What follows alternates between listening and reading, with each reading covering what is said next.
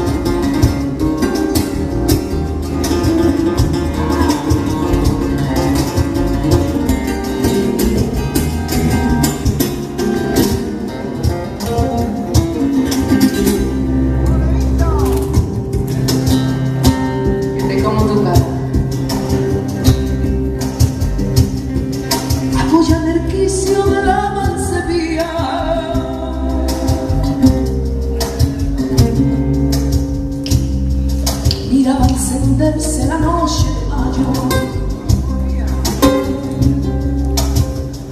y es que pasaban los hombres y yo sonría.